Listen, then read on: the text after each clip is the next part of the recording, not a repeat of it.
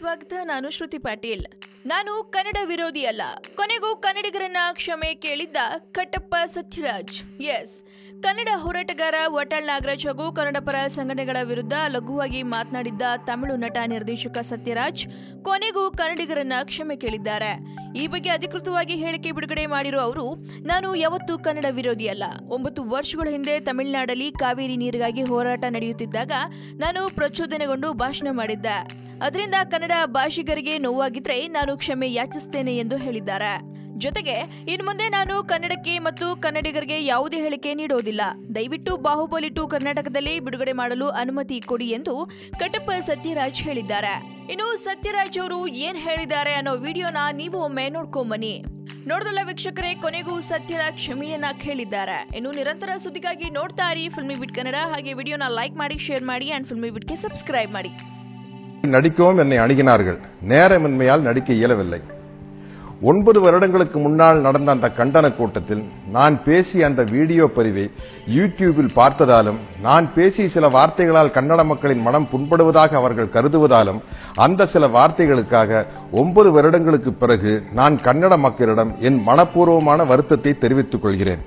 எனக்கு ஆதரவாக குரல் கொடுக்கும் தமிழீழ உறவுகளுக்கும் தமிழக மக்களுக்கும் என் நலம் விரும்புபவர்களுக்கும் என் மீது வருத்தம் கொள்ள வேண்டாம் என்று கேட்டுக்கொள்கிறேன். அவர்களுக்கு ஒரு சிறிய விளக்கம். பாகுபலி என்ற மிகப்பெரிய படத்தின் ஒரு மிகச்சிறிய தொழிலாளிதான் நான்.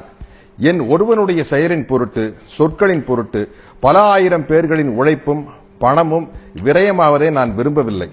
அது மட்டுமல்லாது, கர்நாடக மாநிலத்திற்கு பாகுபலி 2ஆம் பாகத்தை வாங்கிய விநியோகஸ்தர்களும் திரையரங்கு உரிமையாளர்களும் பாதிக்கப்படாமல் பாதுகாக்கும் கூடுதல் பொறுப்பும் எனக்கு உள்ளது என்பதை தயவு செய்து புரிந்து கொள்ள வேண்டும் என்று கேட்டுக்கொள்கிறேன். அது இன்றைய ட்விட்டரில் இயக்குநர் திரு ராஜமௌழி அவர்கள் கூறிய விளக்கத்தின் மூலம், இன்றைய ட்விட்டர் பதிவில் ராஜமௌழி அவர்கள் கூறிய விளக்கத்தின் மூலமாக தெளிவாக தெரியும். ஆனாலும் இனிவரும் காலங்களில் தமிழீழ மக்களின் பிரச்சனையாக இருந்தாலும் சரி, காவிரி நதிநீர் பிரச்சனையாக இருந்தாலும் சரி, விவசாயிகள் பிரச்சனையாக இருந்தாலும் சரி, தமிழக மக்களின் நலம் சார்ந்த அனைத்து நியாயமான பிரச்சனைகளுக்கும் தொடர்ந்து குரல் கொடுத்துக் கொண்டுதான் இருப்பேன் என்பதை தெள்ளத் தெளிவாக கூறிக்கொள்கிறேன்.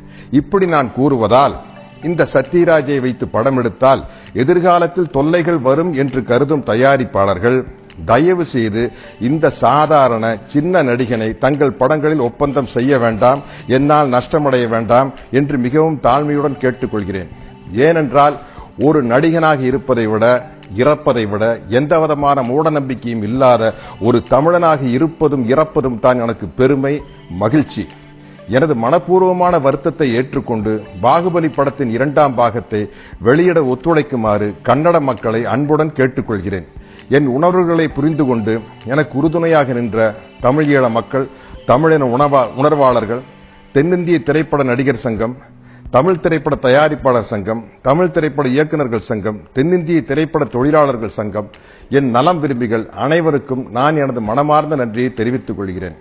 என்னால் ஏற்பட்ட தொல்லைகளை பொறுத்துக் கொண்ட இயக்குநர் திரு ராஜமௌழி, தயாரிப்பாளர்கள் திரு ஷோபு, திரு பிரசாத் மற்றும் பாகுபலி படக்குழுவினர் அனைவருக்கும் எனது மனமார்ந்த நன்றியை தெரிவித்துக் கொள்கிறேன். ಹಾಯ್, ನಾನು ಶ್ರದ್ಧಾ ಶ್ರೀನಾಥ್.